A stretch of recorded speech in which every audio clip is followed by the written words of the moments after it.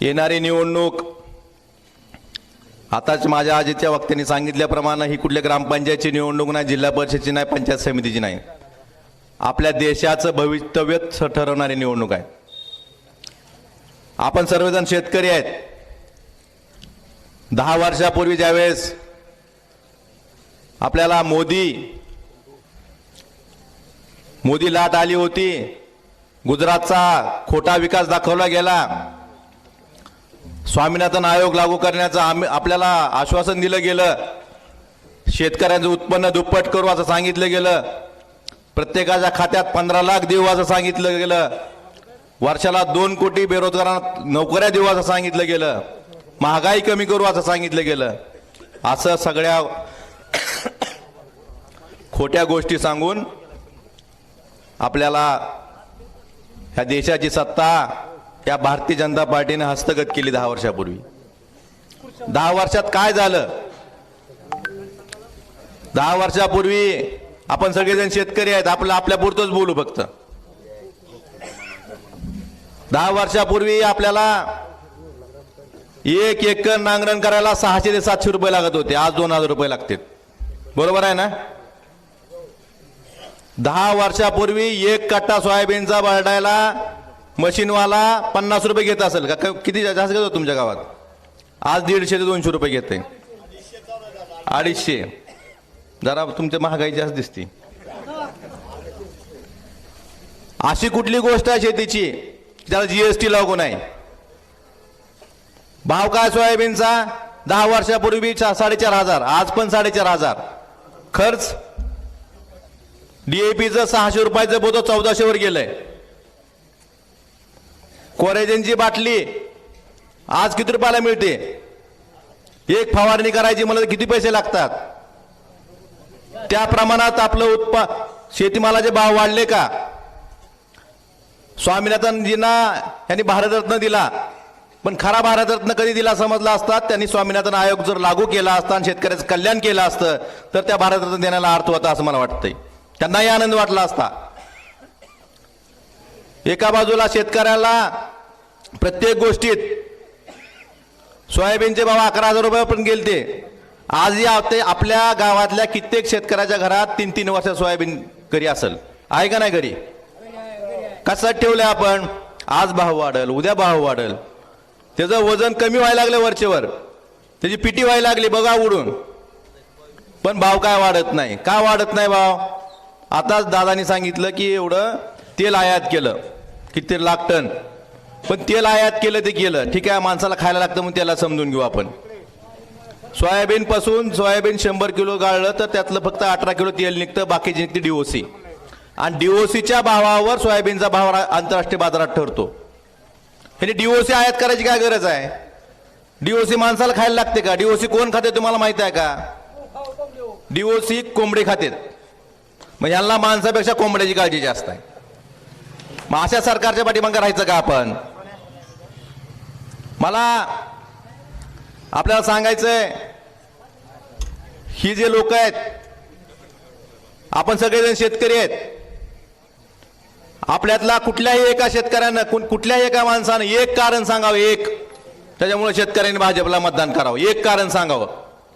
त्यांच्याकडं शेतकऱ्यांना म्हणजे भाजप सरकारनं शेतकऱ्यांसाठी ही गोष्ट चांगली केली म्हणून आपण शेतकऱ्याला मतदान करावं असं एक कारण सांगावं। एकही कारण नाही। गेल्या 10 वर्षात, याआधी ज्यावेळेस यूपीए सरकार होतं, मनमोहन सिंग पंतप्रधान होते, पवार साहेब कृषी मंत्री होते, त्यावेळेस 70,000 कोटीची कर्जमाफी शेतकऱ्यांना केली होती का नाही? 10 वर्षात मोदी सरकारनं शेतकऱ्याचं किती कर्जमाफ केलं? एखादा शेतकरी आहे का कोण मोदी सरकारनं, केंद्र सरकारनं कर्जमाफी केल्याला? 15 लाख कोटी रुपयाची कर्जमाफी त्यांनी उद्योगपतीची केली। म्हणजे शेतकऱ्यांची कर्जमाफी करायला यांच्याकडे पैसे नाहीत, पण मोठे मोठे उद्योगपती जे बँका बुडवतेत, उद्योग बुडवतेत, देश सोडून पळून जातेत, ह्यांची कर्जमाफी करायला या सरकारकडे पैसे आहेत। 15 लाख कोटी रुपयाची कर्जमाफी केली त्यांची।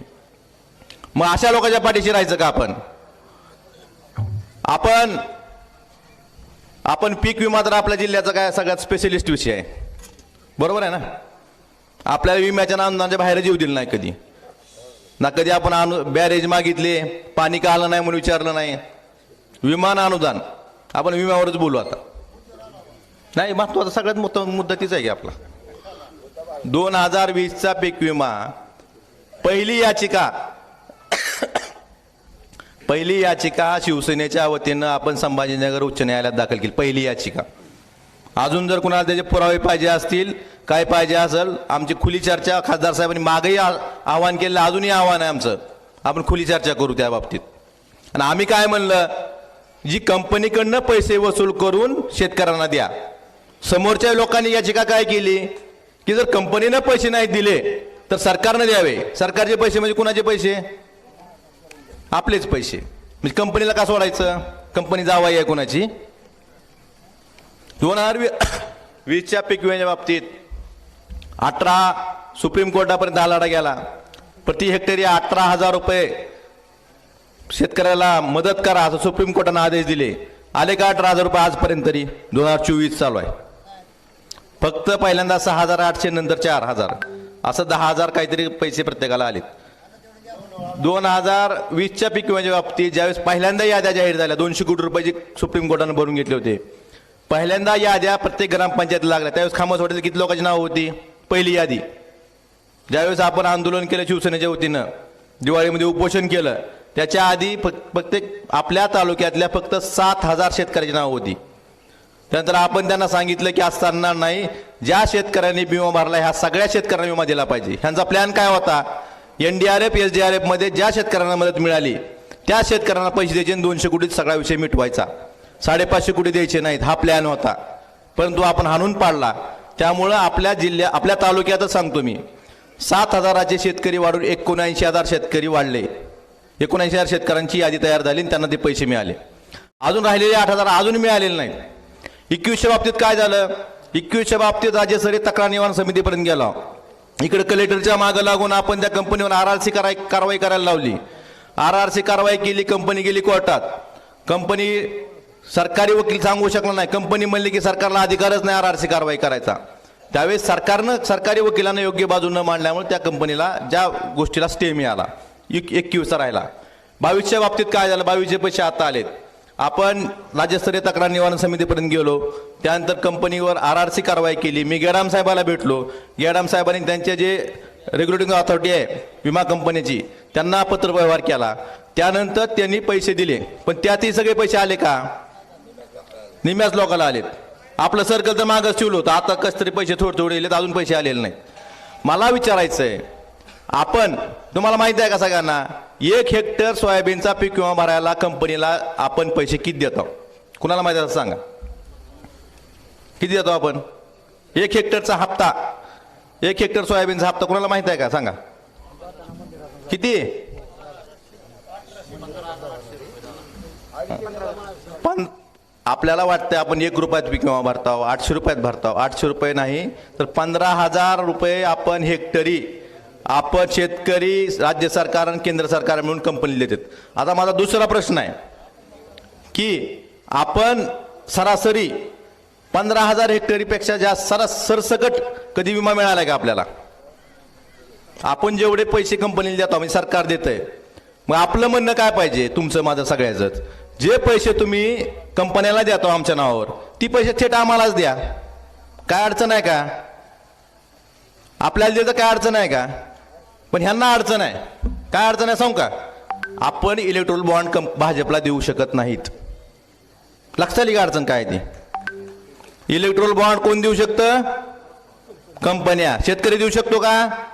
शेतकरी जर इलेक्ट्रोल बॉन्ड देतो म्हणला तर मग आपल्याला पैसे देतील ती. आपण ह्या गोष्टी लक्षात घेतल्या पाहिजेत. आपणच पैसे द्यायचे कंपनीला आणि पुन्हा मागं लागत बसायचं.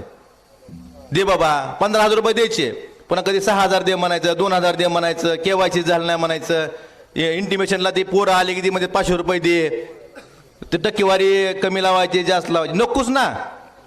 पुन्हा कुणाला उपोषण करायची गरज नको, कुणाला फेसबुक लाईव्ह करायची बी गरज नाही पडणार. बरोबर आहे ना? जर 15,000 रुपये जर शेतकऱ्याला कंपनीला जी सरकार देत आहे तेच आपल्याला दिले तर आपण विमा मागचाल का? ही गोष्ट आपण लक्षात घेतली पाहिजे. दुसऱ्या बाजूला 6,000 रुपयाचं सांगतात आपल्याला. ते 6,000 रुपयाप्रमाणे किती पैसे होते? महिन्याला 500 रुपये. दिवसाला 16.5 रुपये. अजून आपण रोज 100 रुपयाचं तेल टाकतो ना गाडीत, 8 रुपये तर 18 रुपये तर GST सरकारला जाते आपलं रोज, आणि त्या 16 रुपयाचं आपण नटतो. आपण ह्या गोष्टी लक्षात घेतल्या पाहिजेत. आपण हे फसवं सरकार आहे. आणि मोदी काय म्हणतात अजून, परवा एक बघितलं मी कुठं ऐकलं त्यांचं, ये तो टेलर है अभी पिक्चर अभी बाकी आहे म्हणले. म्हणजे 11,000चं सोयाबीन 4,000 आणलं, ही टेलर आहे. अजून 1,000 रुपयावर आणल्यावर पिक्चर आहे की त्यांचा. म्हणजे 1,000 रुपये आणोपर्यंत आपण त्यांना निवडून द्यायचंय का आपल्याला? ह्या गोष्टी आपण लक्षात घेतल्या पाहिजेत. दुसरा विषय विकासाचा. काही लोक म्हणतात आम्ही विकासासाठी भाजपमध्ये गेलो, 4.5 वर्षात भाजपने विकास केला नाही, परत राष्ट्रवादीत गेले. विकासावर तर यांना बोलायचा अधिकार नाहीच. आपल्या मतदारसंघातला जो निधी, आपल्या भागातले रस्ते असतील, विकास कामं असतील, हा जवळपास 100 ते 150 कोटी रुपयाचा निधी जर हे विकासासाठी गेले असतील, तर ज्यावेळेस मी आणि ओमदादा ज्यावेळेस हे सरकार पडलं, ज्यावेळेस आपला शिवसेना पक्ष फुटला, त्यावेळेस आम्ही ठरवलं की आम्हाला ज्या शिवसैनिकांनी, ज्या सर्वसामान्य मतदारांनी ज्या चिन्हाकडे बघून निवडून दिलंय, ज्या नेत्याकडे बघून निवडून दिलंय, ज्या विश्वासानं निवडून दिलंय, त्यांच्याशी आम्ही गद्दारी करणार नाही, पक्षप्रमुखाशी गद्दारी करणार नाही. त्यामुळं आम्ही उद्धवजी ठाकरे साहेबांसोबत राहिलो. त्याचा परिणाम काय झाला, तर आपल्या कामाला स्थगिती दिली. स्थगिती देणाऱ्यांनी विकासाच्या गप्पा माराव्या का? त्यांनी आधी उत्तर दिलं पाहिजे की या मतदारसंघातल्या कामाला ज्यावेळेस हे महायुती सरकार आलं, शिंदे फडणवीस, ह्या कामाला स्थगिती का दिली? ह्या प्रश्नाचं जर उत्तर दिलं, त्याआधी उत्तर द्यावं, मग विकासावर बोलावं. त्यामुळं आपण विकासाच्या बाबतीत तर यांनी बोलायचं काय कारण नाही. ह्यांना कुठलाही जिल्ह्याचा विकास करायचा नाही, स्वतःच्या कुटुंबाचा विकास करण्यासाठी ह्या पक्षातून त्या पक्षाची लोक करतात. त्यामुळे आपण ही गोष्ट समजून घेतली पाहिजे. मला आपल्या दादांना यातून ऐकायचंय, मलाही पुढे जायचंय.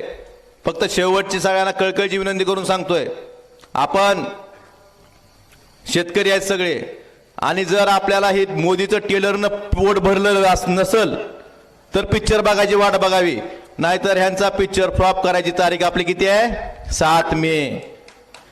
आणि ह्यांचा 4 जूनला ह्यांचा निकाल लावायचा आपल्याला. त्यासाठी आपले जे खासदार आहेत, ओमदादा असे खासदार आहेत, प्रत्येकाला आपलेसे वाटतात. आजपर्यंतचा कुठला खासदार संसदेत बोललेला बघितला होता का आपण? शेतकऱ्यांच्या विषयी बोललेला बघितला होता का? आपल्या जे जिल्ह्याचे प्रश्न आहेत हे मांडलेला बघितला होता का आपण?